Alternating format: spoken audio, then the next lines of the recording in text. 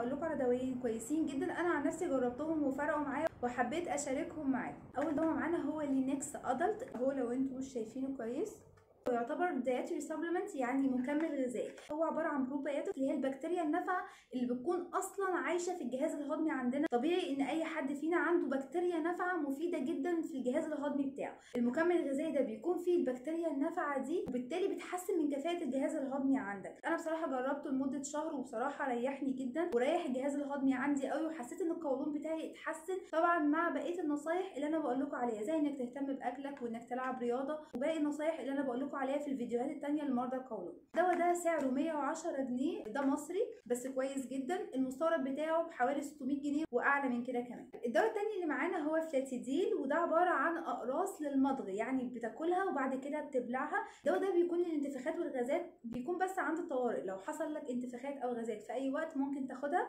بيكون عباره عن قرصين ممكن تاخدهم من مرتين ل3 مرات في اليوم. هو كويس جدا بس لازم تعرف ان هو ما ينفعش لوحده، لازم عشان تقلل الانتفاخات والغازات وتمنعها خالص لازم تطبق النصايح والعادات اللي بنصحكم بيها دايما لمرضى القولون او الناس اللي بيجي لها انتفاخات وغازات بصفه عامه. وطبعا مع المكملات الغذائيه اللي تقدر تستخدمها عشان تحسن من الجهاز الهضمي عندك وتحسن من هضم الاكل، وكمان عشان تقلل من الانتفاخات والغازات، مهم جدا انك تطبق النصايح والعادات اللي انا دايما بقول لكم عليها لمرضى القولون العصبي، زي ان انت تنظم اكلك، ان انت تظبط اكلك، ان انت تلعب رياضه، ان انت تقلل الضغط النفسي والعصبي. كل الحاجات دي مهمه جدا انك تعملها جنب الحاجات اللي بتاخدها عشان تحسن من كفاءه الجهاز الهضمي عندك وتحسن من القولون. ما تنسوش تعملوا لايك وشير للفيديو، لو في اي سؤال اكتبوا لي في الكومنتس تحت.